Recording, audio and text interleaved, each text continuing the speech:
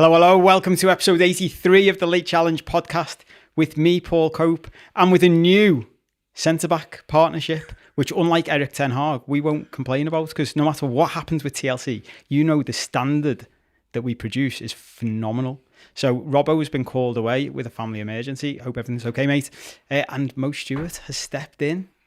Thanks for inviting me back, man. See, the squad is growing. You asked for him back, we got him back.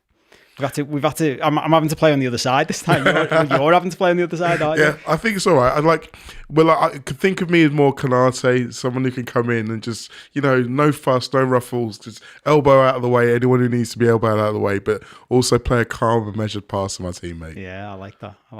I think you've got more skill about you than Canate. Oh, do you know what? As soon as I was about to say that, then I'm like, straight away we'll have people go, Cope, you're saying Canate's got no skill. It's not.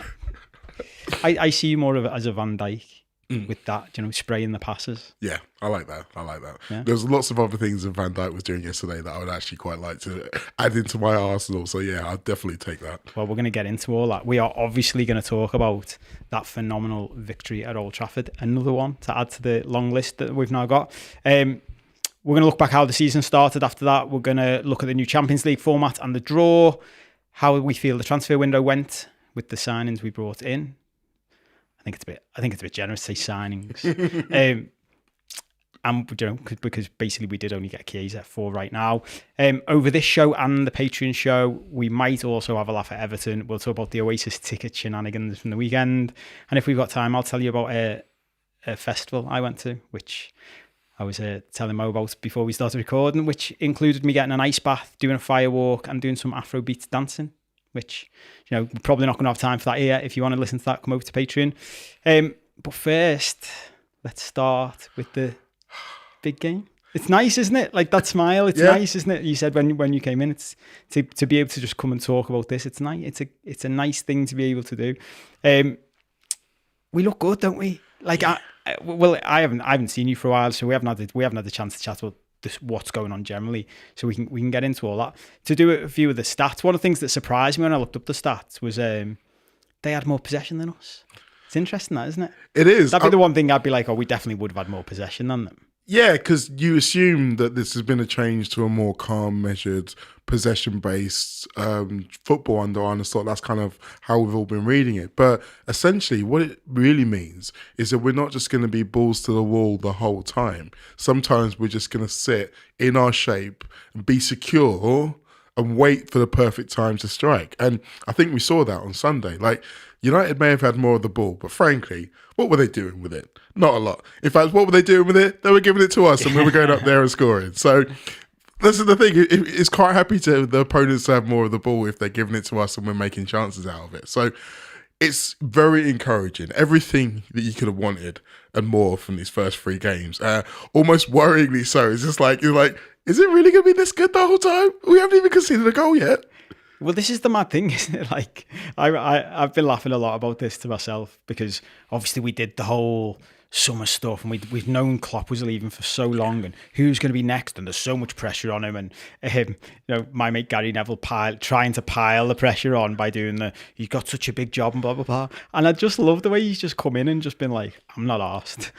I'm just not asked. I'm just going to win football games. Watch. Look, if we just make these tweaks by not being mental, like that's the funny thing is that even sometimes as fans you're watching and you're arguing, people going, well, football's more complicated than you think.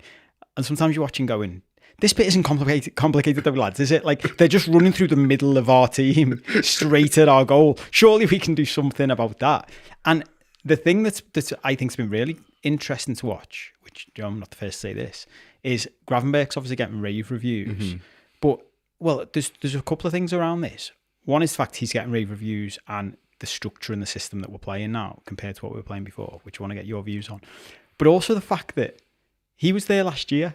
And it just shows you, doesn't it, that there's been a bit of, I mean, obviously even before I say these words again, I'm not comparing Klopp to Rodgers because Klopp was obviously phenomenal. But we've talked in the past about how Rodgers had Firmino and tried to play him right wing, and we were like, he's shit. And Klopp came in and was like, what are you doing? Like, play him there. Just move him there, right? And he'll be unbelievable. It is mad in a way, isn't it, that fresh eyes come in, see Gravenberch and go, I'm telling you, he can do a job for me here. I don't think any of us were saying that pre-season, were we? Or before we saw him experiment with it. And the funny thing is it's very similar to the Klopp and Firmino thing, because Slot would have seen Gravenberch back in Holland. And we say, this guy's been on my radar for a long time because he's got these skills and these skills. In the same way Klopp with Firmino when he was back in Hoffenheim. Klopp tried to sign him. And it's a very similar thing, as I say. And sometimes you do need new eyes, even just as a player, to just remind you of what you can do.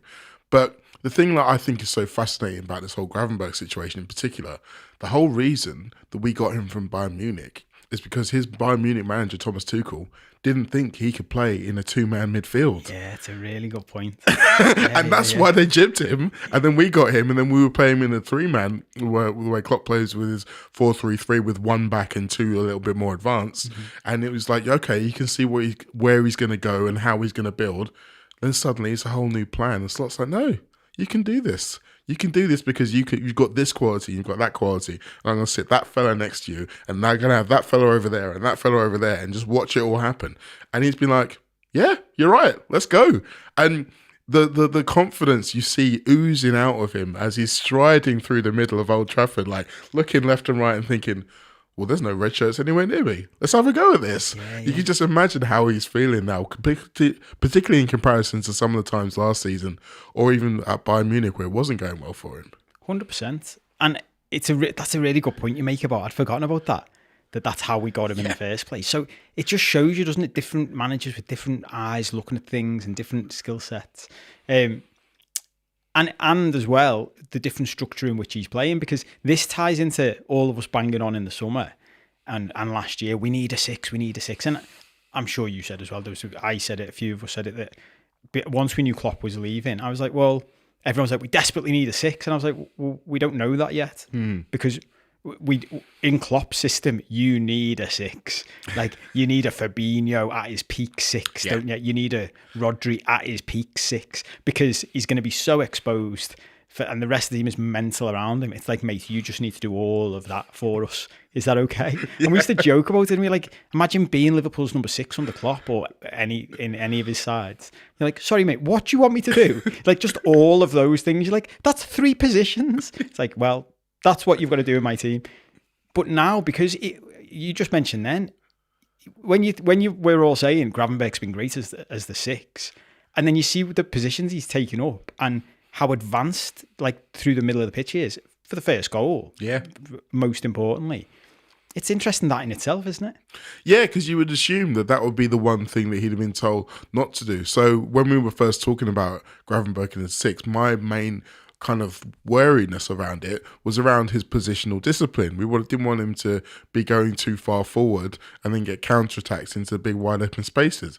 But guess what? There's not any big wide open spaces behind him, because Slot has kind of positioned everybody in a position. So if he's out there and he's lost the ball, you've still got McAllister in the kind of area. You've still potentially got a centre half and maybe a fullback who can kind of come into central areas. We're doing a lot better job of protecting the middle of the pitch.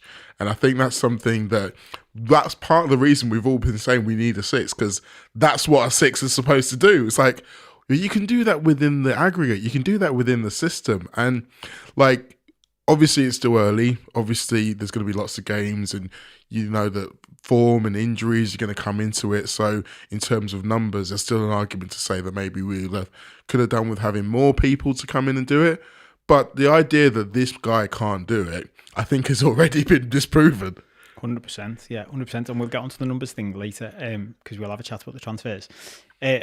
Robin Thorpe on the YouTubes has said he loves the shirt. Oh, well, see, I'm glad someone mentioned that, because this is just a measure of my sunny disposition after the weekend's football. You could say that I've had a lot of sunshine in my life. So I wanted to kind of prove it with the shirt. I love it. It actually ties into conversations we were having at the weekend at this festival we were at, where I was like, you know, at one point I'll get into the spirit of it, and I was like, nah. See, if I put that shirt on, everybody would be like, mate. You got to feel it though. This is the thing. Whenever you're wearing something, yeah, you've got to own it. Yeah, absolutely. So when I was in America, I bought my girlfriend this kind of weird shell suity purple pink jacket. And she looked at me and she said, when am I going to wear this? I was like, you don't wear it, it wears you. And then it comes through you. You've got to vibe with it. You got to say that, yeah, this is what I'm wearing and I'm going out there and I'm going to look like a badass. And then you will. I like this. I feel a spin-off show coming on. Like, if you would like to see some more chat like this on Patreon, tell us. The Grim Sleeper, long-standing supporter, thank you, mate, has thrown in a super chat for a $5. Says hello, Mo. Hi. Hope things are okay at Robbers End. Yeah, well, we're waiting for an update, but we will probably let you know next week. Back to the game. The other thing which ties into what we've been talking about is it's another clean sheet.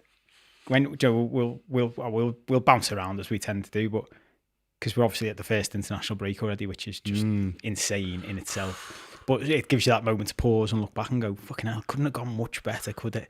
Like, to the point where I was watching the match on my phone in the middle of this festival at the weekend and I was actually thinking to myself, for once, I'd have been happy with 4, but I was thinking this could easily be another 5, 6, 7.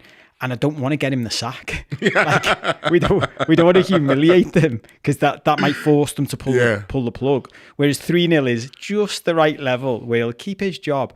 But all this, and I don't know whether did you watch the Sky coverage? Yeah. The arguments between Neville and Carragher are hilarious because Neville's obviously still going for his. And these are the bits of Gary Neville. I understand why people are like he's a knobhead because you can see it in his eyes. He doesn't believe what he's saying. He's just doing I've got to back Man United. And I don't know whether you watch his other podcast. And him and Roy Keane basically admitted that when Solskjaer was the manager, they couldn't criticise him. And you're like, yes, lads, we knew. Yeah. Like, it does kind of compromise it. But it's funny because in some ways, because everyone's aware of it, it's almost like, well, we don't have to pretend this is not real. Yeah. So we just kind of lean into it. But exactly. I can see how some people would kind of get a little bit bored of it because you are meant to have critical analysis. We are supposed to believe these people are, good analysts of football. And like you say, some of the stuff he says, you just know that he's saying it for a certain audience base to make them feel good. And it's just like, well, we're just going to be replaying this clip to you in about 3 months' time and you're going to look stupid. Well, he's already got one, hasn't he? Because the one where they picked the midfield. The midfield from the start of the season. And Carragher's already got we're 3 games in and he's already,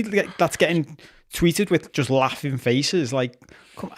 This is the thing that, I don't know, he does the Gary Neville podcast as well after the game and Carragher's on that. And did you hear that one? And he basically got himself into a position. You're like, Gary, just stop making a fool of yourself, mate. He got into a position where he said, they're going to stick with him and hopefully they'll get to a point where they stumble across something that works. And Carragher's like, what the fuck are you talking about? Arne Slot has been Liverpool's manager for 3 months. We've had 3 league games, a handful of pre-season games, and we can see how, and he's taken a team that was ingrained in the way Klopp played. And in that short space of time, he's already changed it to his style, and we can see it. And it's mad that, and they know that. That's the bizarre thing about this.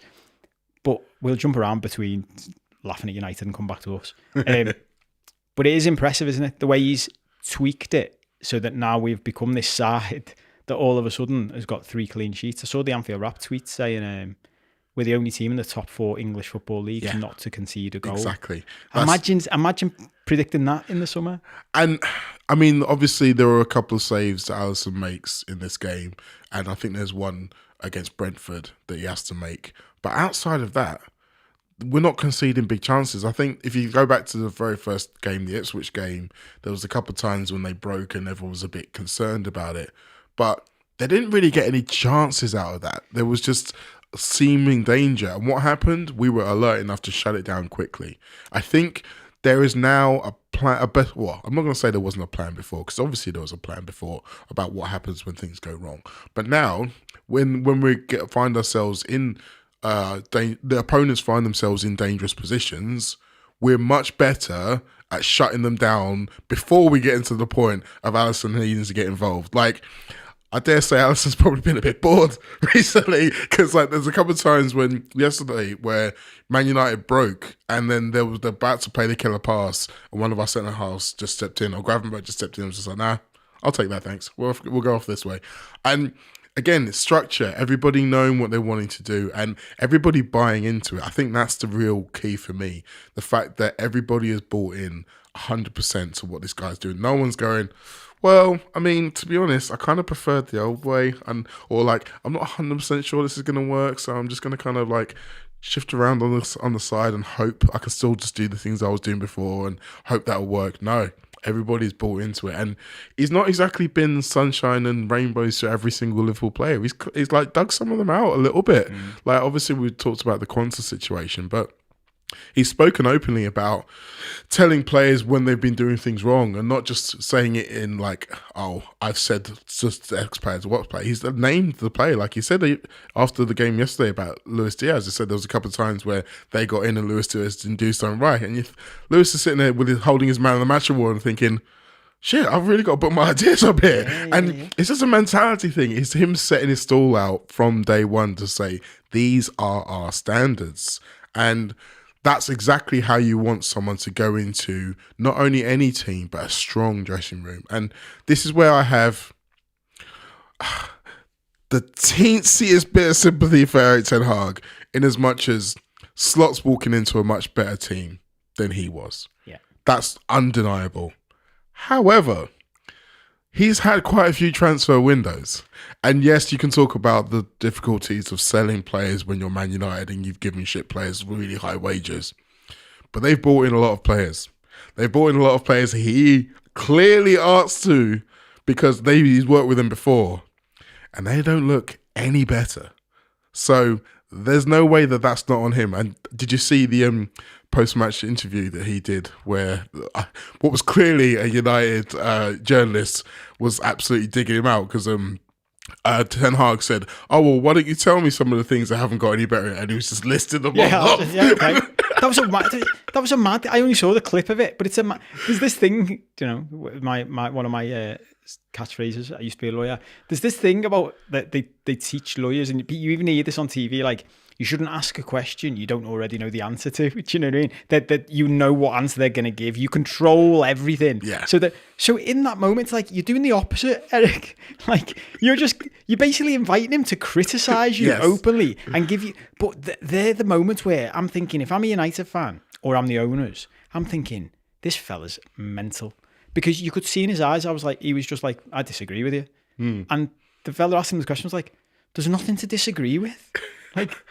I think the funniest thing about that is that he clearly didn't think he was going to come back with anything. He thought that was going to be enough to shut it down. And I mean, the fella be like, oh shit, now they've asked me for an example. Yeah, I'm not going to have one because I don't have anything. No, they've been watching, Eric. They've been watching and they've been making lists, mate. And he keeps going on about the, oh, well, we've won more trophies than anyone else apart from Man City in my time here. And it's like, you can only use that for so many times because, I mean, obviously one of those trophies was the FA Cup and they had to beat us to do it and they had to beat City to do it. But if you look at the rest of them, like the League Cup, I went back and looked at who they played in that League Cup the year before. They won it the year before we did. They played Burnley, who got relegated. They played Aston Villa, I think 2 games after Emery got there. They played Nottingham Forest, who had just been promoted. They played Charlton. And then in the final, they played Newcastle without Nick Pope because he got sent off against us for being an idiot. And you look at that and you think, it's hard to think of an easier run to a trophy than they had there. And then obviously, we talk about the FA Cup final. We should have obviously made the hurdle. They didn't get there. But then they nearly got lost to Coventry in the semi-final. And it's like, how can you really be using that as like a stick to beat other people with? When the reality is that stick is like made of candy floss. Yeah, 100%. Well, and the thing, like you sort of mentioned that in the middle of that, the winning the cups thing is fine if it's building blocks to something else, isn't it? Like we've seen this in the past. Rafa was good at it. Mourinho was good at it. Like come in, win a cup. Because as soon as you win a cup, you're instilling the like winning mentality in the squad. But that's happening at the same time as everyone can see what you're doing. Like they can see your system, they can see your structure, they can see the type of players you want to bring into that. And I mean that's why you could see the sort of exasperation on Carragher. I watched him do the Gary Neville podcast with Neville, and then I saw the clip before of the post match on Sky where they've done that up in the gantry and then come down and just carried on the same argument. And Dave Jones had to go to him at one point. we haven't heard what the podcast is. We've been doing telly. Do you know? Yeah. So they had to repeat it. And Carragher was getting just exasperated. Like, but look, it's the same. Like, and on the point you make, and this does tie into. We had a few people shouting at us last week or the week before. You lose track of people shouting at you on the internet, don't you? But you know, saying we were defending FSG too much, which I don't think we were. I think we were being balanced. But when you look at our approach to signing players, like literally what we've been talking about with Gravenberch, which is the Ian Graham thing that's been doing the rounds recently. Yeah. You know, the number one reason a transfer fails is you've already got a lad who's better than the lad you buy. So we tried to get Zubimendi because they've gone. He's better than anyone we've got for that role. Then the next, and look, I was criticising this last week because I was saying, surely the next, because Zubimendi must have been on the list last year. Yeah. When Caicedo, Lavia, it was like, well, Zubimendi, it's not like we just heard about Zubimendi this year, is it? So there's someone else on that list. But then in fairness, Slot's obviously gone. Gravenberch's boss, though. Like, I can make him better than that lad we're going to buy. Whereas United, I think this is the thing, sort of managers like Ten Hag, without saying it, almost, they always give the impression that, like, Joey got given Casemiro. And you're like, no, mate, like, he was a huge signing for you. And he's apart from the first few months when he came in and he looked like Casemiro, since then, when his legs fell off, and in fairness to him, in a bit like the played in a Klopp system thing, you can imagine Casemiro going, sorry, lads, I've been playing in a Real Madrid team where I was protected. We played to my strengths. Now you want me to just be exposed constantly with people running through the middle of the pitch? There's a reason why Toni Kroos and Luka Modric, who are both like old for footballers, not actually old, were still able to go in and really contribute to a team that won the Champions League and La Liga last season, because they weren't being asked to do all of what Casemiro was doing. And it's funny, I always think back to Casemiro, and allegedly the rumour goes he was watching Man United getting beat 4-0 at Brentford, and he texted his agent and said, tell them I can fix this. And what he probably should have said is, I can fix this for a few months or so. They're not going to be part of the problem. Yeah. But again, we talk about winning mentality and how that's supposed to catch all and cover all. And it doesn't. You need that allied to a system that everyone can work within and buy into. Because who's won more than Casemiro? And yet his wife was defending him on. Did you see that? Yeah. And I mean, fair play to her. Like, she's got to defend her man. But she's kind of missing the point, as is everyone who's missing the point, is the fact that it's like, that's history. Yeah. This is September 2024 we're talking about. Yeah. This version of Casemiro wouldn't get into those winning football teams, and he knows it too.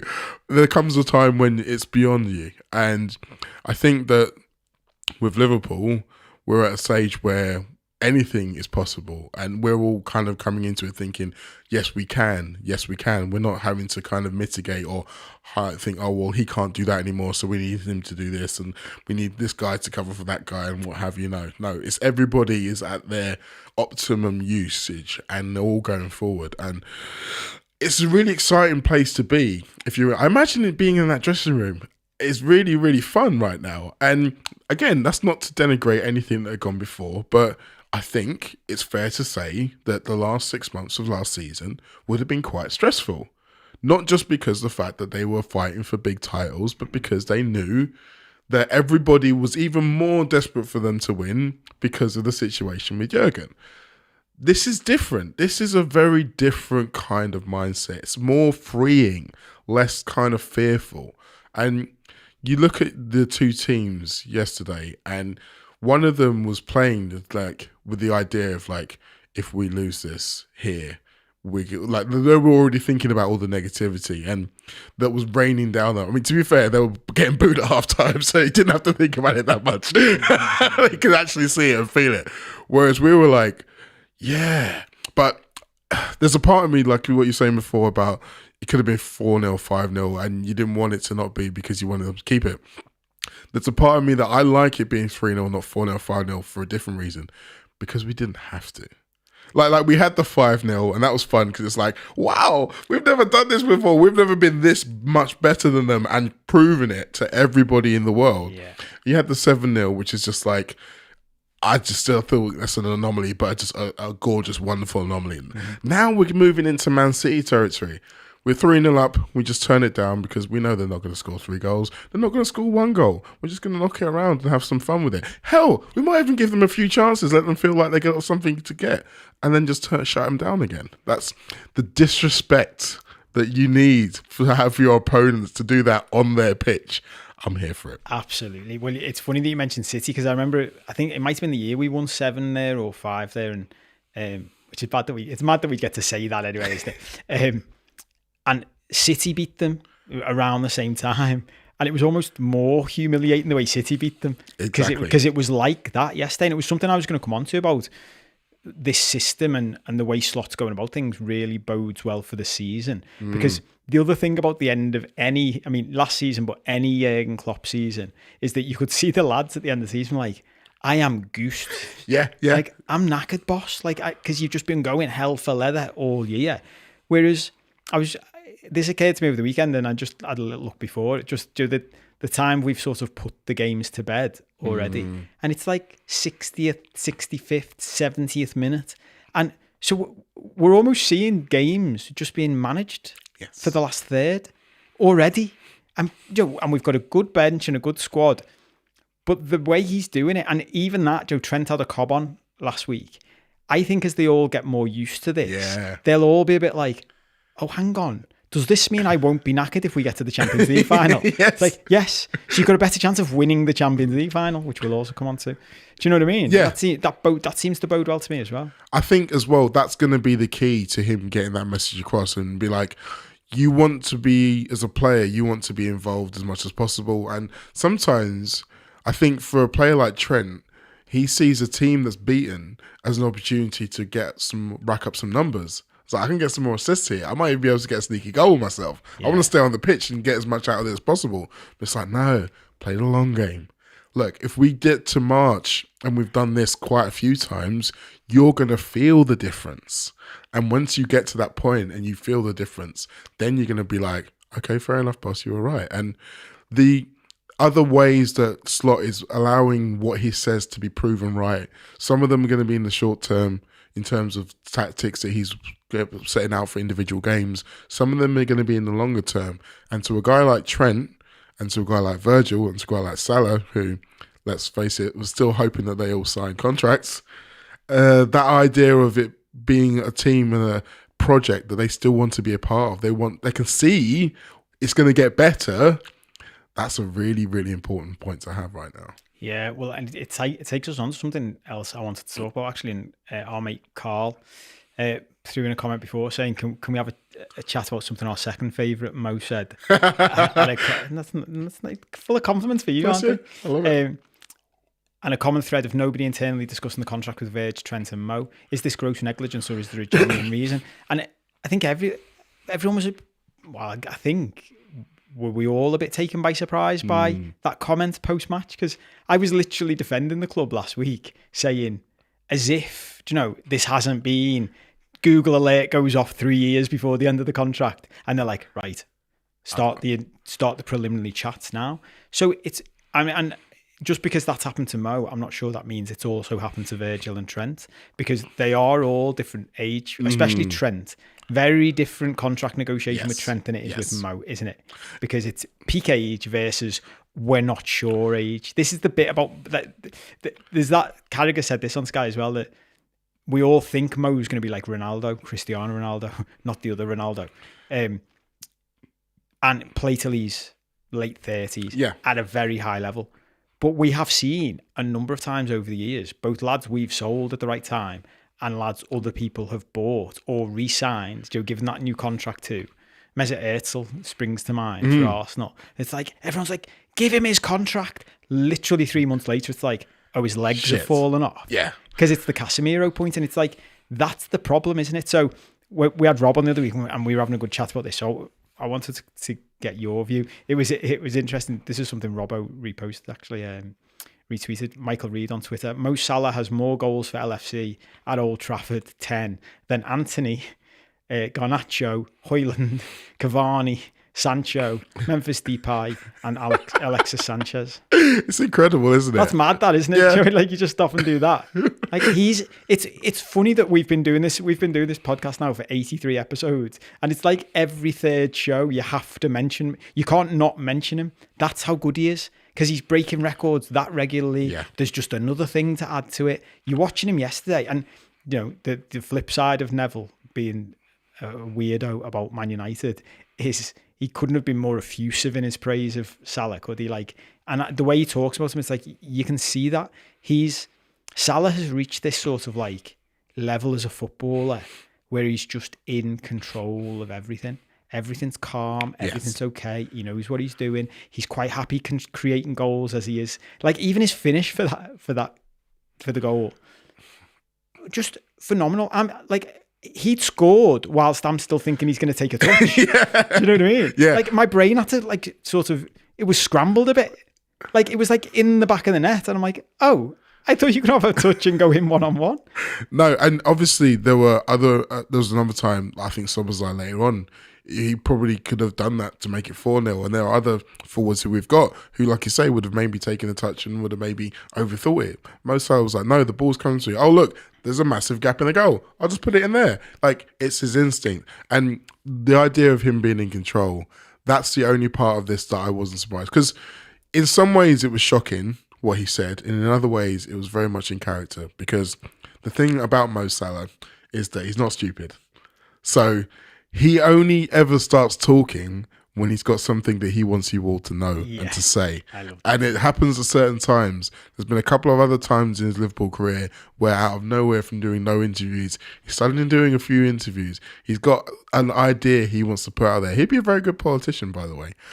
But he's good at striking when the iron's hot, because he knows how good his form is right now. And he knows that every single Liverpool fan is out there saying, we can't afford to lose this fella. So by saying that and by making it clear that he is not being contacted by the club, and also you can read between the lines here and say that this is a guy who's clearly still enjoying being a Liverpool Football Club, who will still thrive and on the idea of being there beyond this season. I don't think it's one of those situations where he's looking like he's got his eye out the door. He's almost like well, as you know, guys, it's going to be my last season. I really wish it wasn't, but, you know, I can't help it. You know, no one's spoken to me. It's not, he literally said it's not up to me. Yes, it is. Yeah. Yes, it is. Yeah. And so he's been very clever at this point in the season when there's 2 weeks before any more football. And I was watching Sky Sports today, and the lead story from Man United Liverpool wasn't Liverpool beating Man United 3-0. It was Mo Salah. Yeah. And so all of this time is going to be filled, the void is going to be filled with people talking about, why aren't Liverpool doing it? Why aren't they coming to the table? Why aren't they signing up Mo Salah? But the points that you made are still valid. They are looking at the hard, cold numbers.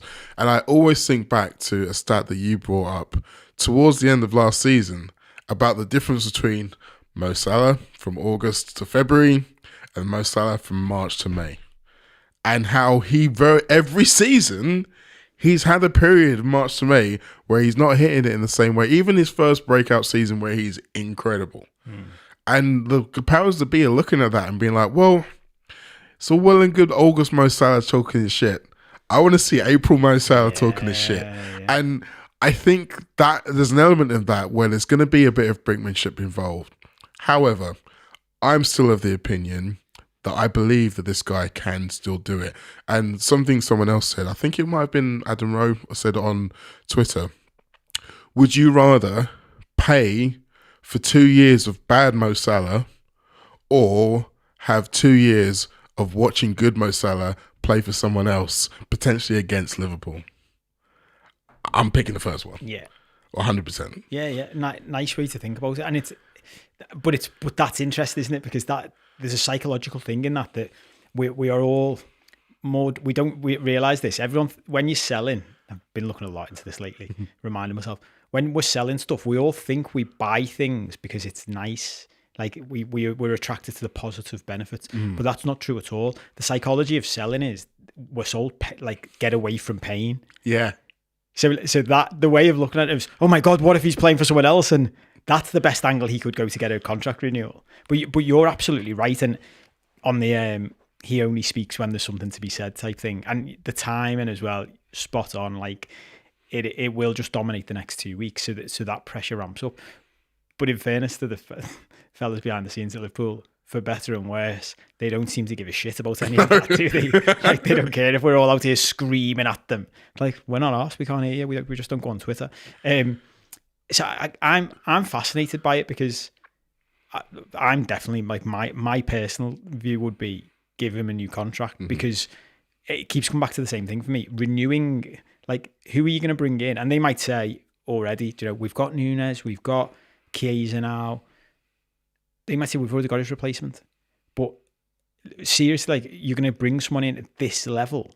Like, even if you renewed his contract and only got 1 year of this Mo Salah, and then you got 2 years of 50% of this Mo Salah as a squad player, okay, he's going to be on good wages. But for me, that's like, isn't that worth it? And even as I'm saying out loud, there's almost I think there's almost like a loyalty to the player conversation here, which you would never hear anyone talk about, which is, I'm referencing Carragher and Neville a lot here, but Carragher was saying on the Neville podcast that if he stays, there is a good chance by the end of that contract we are talking about him in the same breath as Gerrard, Dalglish, who's the best Liverpool player. That's how big this lad is for us. So isn't that worth the risk? Do you know what I mean? Just that, the extra sort of emotional side of it. There are times when you have to look beyond just the hard, cold numbers and beyond what the business head tells you. Heart and head are both important in a game like football, I think. And you could make the same argument for Virgil van Dijk. I would make the same argument for Virgil van Dijk, because I think not only are they two exceptional players, but as you said, they are really hard to replace. Now, the Chiesa element to this is fascinating, because you can look at it from both angles. You can look at it and say, well, okay, so Liverpool have got a guy who they believe has got the qualities to be as productive as Mo Salah, or grow into a player who is at his prime is as productive as Mo Salah. So maybe that means that they're not going to play. They are going to play hardball. They're not going to give him what he wants. He's going to have to. They're going to let him walk away. Or you can look at it and say, well, having a guy like Chiesa and his quality means that if Salah does drop off, it's not going to be the end of the world, because you've got Chiesa. And it's like, it's all about how you view the element of the squad, and how I think Salah's such an ultra competitive person. I don't think, if it's the choice between Liverpool and Saudi, I still think he's picking Liverpool every time. I think the question might be if someone else comes in. And frankly, if he's available on a free, they'd be dumb not to. Like, I put Barcelona in the Saudi capital category because that club is such a basket case. Yeah. You'd have to be an idiot to go there. Yeah. So I kind of take them out of the equation. Everybody else at the top of European football, it's like they'd be dumb not to. I mean, City would probably put in a bid for Mo Salah if we weren't going to sign him up again. And again, this goes back to the fear. Like, the worst thing that could absolutely happen if you're Liverpool, and even if you're Richard Hughes, even if you've looked at the numbers and said, oh, I'm sorry, it's not worth to us giving him what he wants, we're going to let him walk. Letting him walk there, because he's a free agent and he can walk wherever he wants to.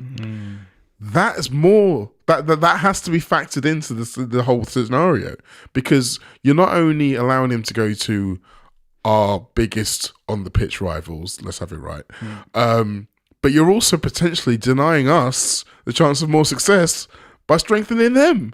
Like, that's a Chelsea move. We don't do Chelsea moves. Yeah, well, and even as you were saying that, then it made me think there's another angle to this, isn't there? Which is, look at how, and we'll have a little chat about the transfer window, look at how delighted we all are. The reason we're not, I think lots of people are happy we got Chiesa because he's a good player anyway, and with the potential to be amazing. But the vast majority of people are like, this is ridiculous. Like, do you know, we've got him for cheaper than we paid for El Hadj Diouf. For fuck's sake, that's a piss take. Well, flip it for this as well. If Mo Salah was playing for any other club in Europe and we could get him on a free next summer, would we go for him? Yes. Like, in our Moneyball like setup, would Richard Hughes be like, Get on the fucking phone to his agent. Get him on a free. Jesus Christ, we can get Mo Salah on a free. Okay, we'll have to... And this is my thing. And we had a good debate with Rob the other week, but this is my point on it. Like, whoever you buy to replace him, you're going to have to pay for.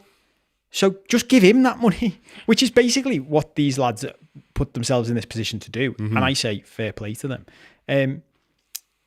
But the other thing that dawned on me, which was interesting, is I think there's an interesting thing that links back to what you said before about the mood in the dressing room, how well the start's been. He might have him and his agent might have said, as soon as the new Klopp was going, we'll get our word out for that international break. Do you plan ahead? Because that gives us time to see how it's going. We do want to stay. Yeah. Because maybe we don't. Maybe by the time we get to that international break and there's been no contract talks, we're just all right with that, which I think, I can't speak for anyone else, I'll ask you. I just thought that was the thing. I thought he'd got to the point in his head where like, I'm just running down my contract to move. I'm done with Liverpool. I've done everything I can do. I'm gonna head off, which is why I was surprised with the statement. But I think the other side of the Kaiser thing as well is this all ties into what we've been talking about. That that thing you said before about the stats at the end of the season. Mm-hmm. Well, what if Arne Slot can manage Mo Salah, so we're getting the numbers all season, and Kaiser's a part of that plan, and it goes back to something we didn't talk about before, which I wanted to, which, the end of last season, me and Robbo were talking about this, going into the summer, would you swap Diaz for whoever? Anthony Gordon was the big name. Yeah. All of a sudden, because what were we all saying about Diaz last year? Or not all of us. Rob defended this as well, in fairness. There's the guy who gets you up the pitch, and that's valuable. But the thing a lot of people, including me, was criticising Diaz for was end product. The actual numbers, the goals. Lo and New behold, manager comes in, like, fucking hell, lad, just banging them in. Yeah. Which has annoyed me on my fantasy football, because I put Jota in. I'm having a terrible time. No, we might get onto that later. I'm actually going to sack that. Talking about Ten Hag. There's a board meeting this week. It looks like the manager's getting sacked, and we're going to sell the entire squad and replace them. Vote of no confidence. Yeah, just shite. But Diaz is and this is the thing about rotation, and we always have this at this stage of the season, don't we? Like, oh, that's clearly his favourite 11, and you're like, yeah, but we always have this before the Champions League starts. Once the Champions League started and it's 3 games a week, there is no first 11, because you're going to probably pick up more injuries. You've got fatigue, so we're going to see the other lads anyway. So I just wonder whether this all plays into it, and Salah's like, I'm happy. I think it does. I think the other thing that plays into it is something that I always remember Henderson and Van Dijk saying at the peak of when we were winning Champions Leagues and Premier Leagues: steel sharpens steel. So competition, knowing that the guy who potentially wants your shirt is very good, is definitely get motivation to make you play better. And Diaz would have heard all of what everyone was saying about Anthony Gordon. Not only that, he'd have heard what everyone was saying during the Euros about Cody Gakpo, about how he was playing balling out. It's like, well, he should start on the left now. We don't want him as a centre forward anymore. He needs to start on the left. Definitely should play on the left. Yeah. I love that during the Euros. Yeah. Everyone all of a sudden was like, oh, no. You've got it completely wrong. He's a left side. He's quick. I'm like, is he? But Diaz is like, well, hang on a minute. I'm still here.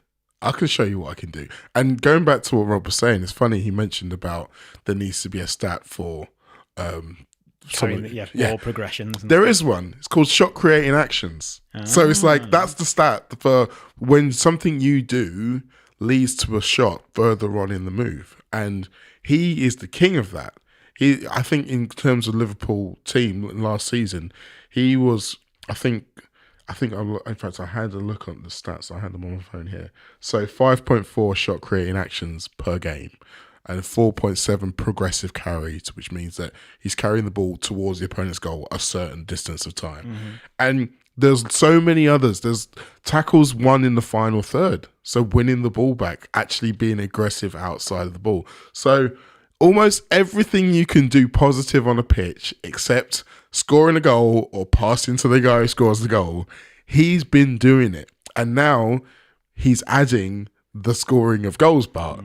That's the point where you start to think, okay, this guy can really be dangerous. And I feel for him slightly, because I do think the main reason why he was the sacrificial lamb in terms of if we're going to sell one of our forwards to bring in someone else, it's him.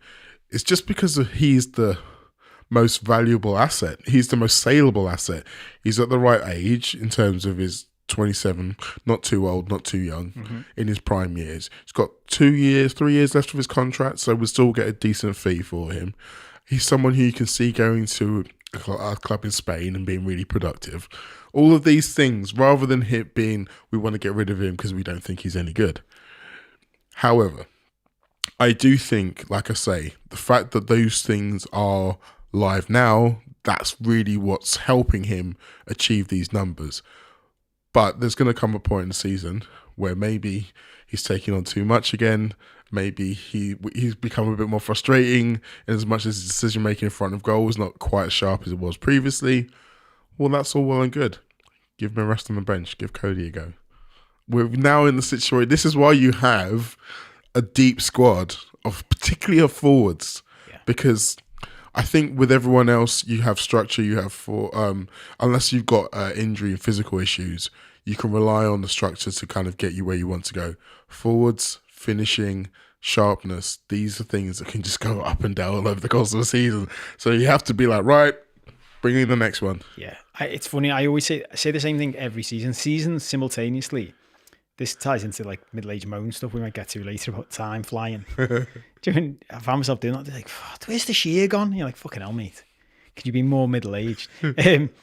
But seasons simultaneously seem to take ages and go in the blink of an eye. And it's not till you look back. There's some seasons you look back and go, oh my God, do you remember when bookies were paying out on Chelsea winning the league in like October? And then they finished third, like miles behind, because City usually do this, do their slow start and then progressive building up to the juggernaut. So there's all this tied in. I couldn't agree more on the competition front. And what we're also seeing, I think, already is, as you were all looking at Slot before he came, one of the things that was jumped out at me was his injury record was very good at Feyenoord. So I think we're already seeing how that manifests itself later in the season. So if you can, the thing I think Klopp always had the problem with was we had a good squad, but then once you've got 5 injuries, it's no longer a good squad. Everyone's stretched. Whereas the longer you can keep everyone fit and the longer you can keep that competition going that you're talking about, the better. We haven't got long left. It's flown by. I wanted to have a little chat about just, reflecting on the first few games, looking at the season. Now we've had the chance to see him. We've had the chance to see everybody else. How are we feeling? Like, where are you for optimism levels? Because obviously Arsenal dropped points this weekend. City are doing their usual thing, but we're toe for toe with them. Like, we're step for step. The only reason they're top is I think they've scored 1 more goal or 2 more goals. 2 more goals. Because they've conceded 2 and we've conceded none. So there we go. Yeah. Well, Erling Haaland is the reason why they're top, because he scored as many goals as Liverpool, basically. And he is still very much like that fella over there, Robocop. How am I feeling about Liverpool in general? Good. I think before the season started, my hope would have been that we could maintain the distance between the top 3 of the Premier League and everybody else. And 3 games in, that belief has strengthened. I think that there is going to be a gap between the top 3 last season and everybody else again. The fact that we've already got a 2-point lead on Arsenal and they've got a very tough game coming back from the international break against Spurs without Declan Rice. Oh, yeah. I hadn't thought of that. Yeah. So is they home or away? I think it's away. Oh, wow. Okay. So that, yeah, exactly. Well, I didn't see, but apparently Mikel Arteta, as they drop points, had that look. And we've been there, haven't we? Like, we know we've got this lived experience of you drop 2 points at home this early in the season, and straight away you're thinking, fuck. Yeah, exactly. We don't want to be playing catch up to Man City. Pressure's already on. And the thing with City, though, and the annoying thing about City is that they have almost kind of underlined their dominance in ways that people haven't really got onto. Like, think about what was the narrative around City last season. The only times they lost was when they didn't have Rodri. Rodri's their most important player. He is the guy. We take him out and then suddenly they're a bit more vulnerable. Well, he's not kicked a ball yet this season and they're 9 points from 9. look at Phil Foden. Phil Foden was a unanimous PFA and Football Writers Player of the Year last season. Scored 20 odd goals from midfield. Really stepped up. He's played 45 minutes. Like, their two best players last season have done fuck all, and no one's got anywhere near them.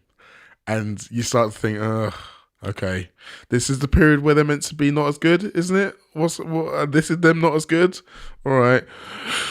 But then we've got European football to come in, and European football is a big variable, and it's different this year.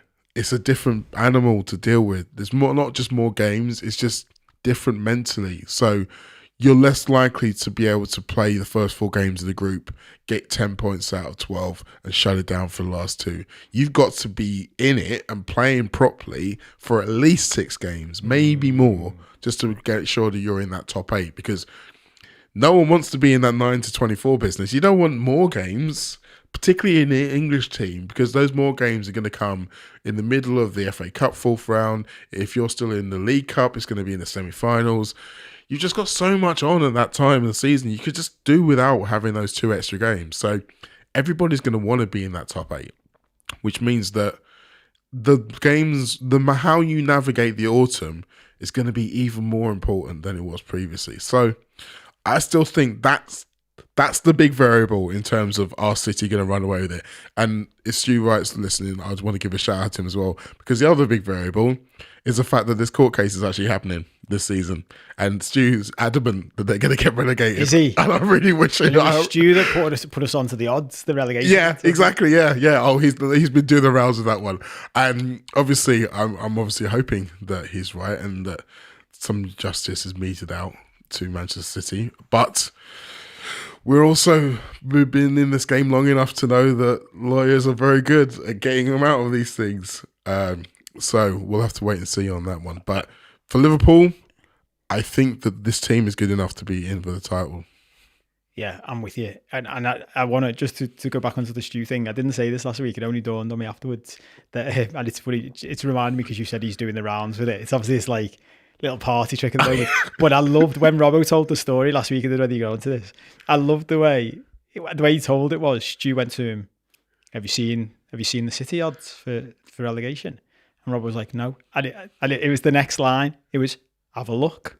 Not I've got it on my phone. It's like built up a bit of drama. Do you know what I mean? Get your own phone out, search it, build up the tension. While that's all happening, Rob was like, I wonder what he means. It's like, I like this. It's like he's thought that through. So how can I deliver this with maximum impact? Well, I was there as well. And it was almost, we were standing up, but it was almost as if when he did that, he leaned back on his chair and put his feet up on the table. Yeah. Just say, I'll have a bang on moment. This. Yeah, I love it. But that did pop into my head this morning, thinking about the whole thing and just keeping pace with him. Me and Robert were talking about it last week, that you want to be there or thereabouts just in case.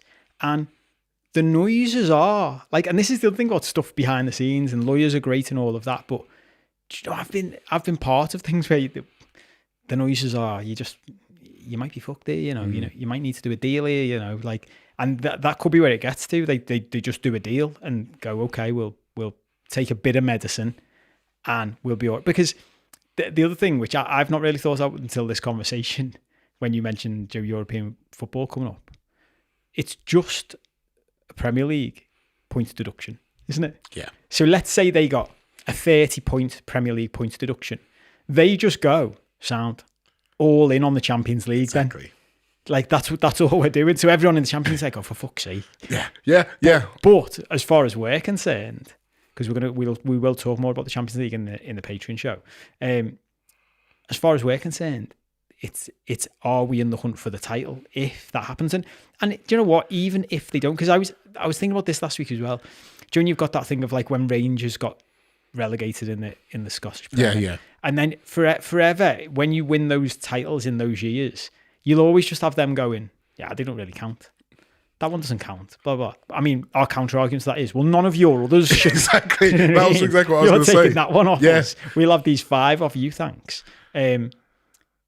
But it's funny, and it was funny listening to all of the, and I know we're biased because we're Liverpool fans, but watching all the pundits pre-season and some of them putting us outside the top 4, no one putting us in a title charge. And there were just a few people I saw going, I don't really understand this though. They were in a title challenge last year until right towards the end of the season. So you think this new manager who has already won a title at Feyenoord is going to be so shit? Yes. He's going to take over a new squad and it's just going to fall apart. And obviously there was a risk of that happening.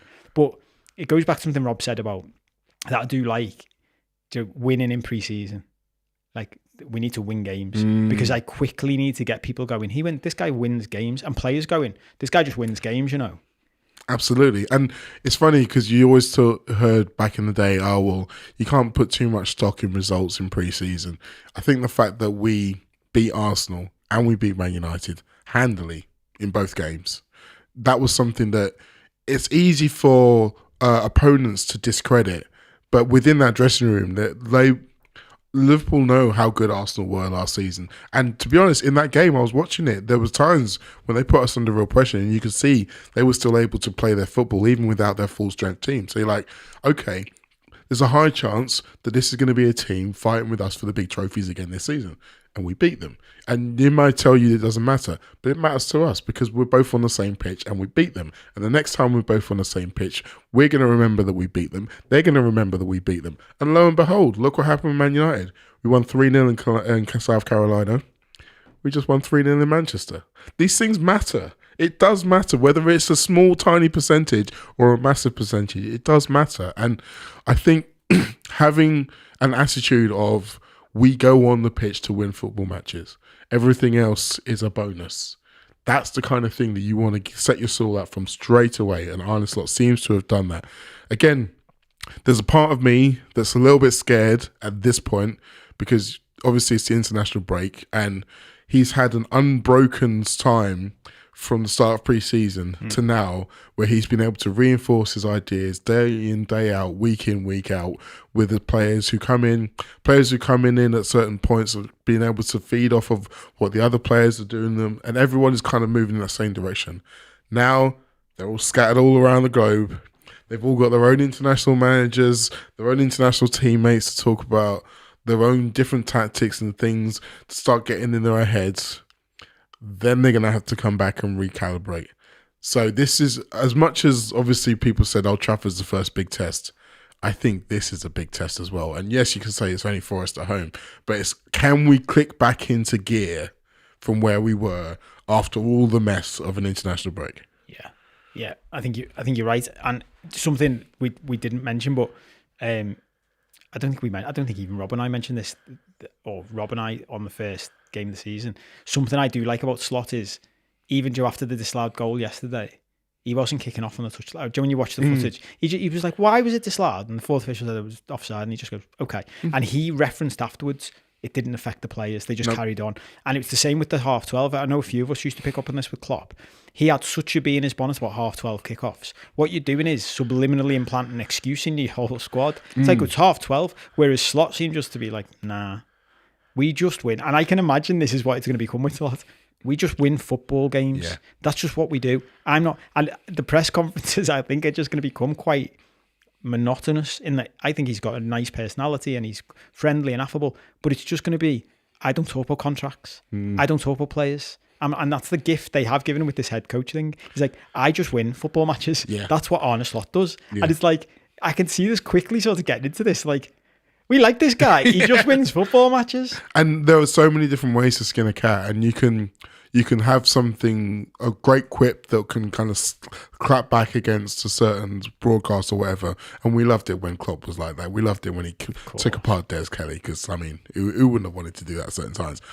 But there's another way to skin that cat, and Arne Slot's Liverpool are going to be so boring to the broadcasters because we're just going to win a game after 60 and shut it down, that by the time we get to March, they won't want to put us on anymore, because that was the whole point why we were always on 12:30. That was the hidden thing that no one wanted to say, because it's always going to be an enticing game, because Liverpool are always going to be here, there and everywhere, whereas now, if we're boring 2-0 Liverpool, no one wants to see that. Yeah. Except us, of course. It's a great point, It's a great point. And it is funny, isn't it? It's like Klopp's creating his own issues by being dead entertaining. Like, mate, everyone wants you on telly. Not just your team, you. Yeah. They all want you on telly. So be a bit more boring and they'll Imagine if that was one of Slot's tactics. I just get so boring. Won't put us on at 12:30. We've run out of time, but I do want to end on this. So we're gonna chat more about the Champions League on the Patreon show. We're gonna chat about Oasis and the tickets shenanigans. We'll see where else we get to with all of that. We might talk about my ice bats and fireworks if you're interested in that stuff. But we've got to end this one, I think. When you get the opportunity to laugh at United, it's fantastic, and we should make the most of it always. As people who were raised, Joe, in decades of misery around Man United, I've said this plenty of times in the past. I have no shame in absolutely reveling in their misery, especially while we're great. And the same applies to our blue brothers across the park. Like, whilst this is all going on, and as always, Joe, the positivity around Liverpool. Everton have lost every Premier League game they've played in August under Sean Dyche. 6 losses out of 6. That's some going, isn't it? Hell of a record, that. And I mean, this was just coming through while I was at the festival at the weekend. Just like brilliant. Like you couldn't be more Everton, could you?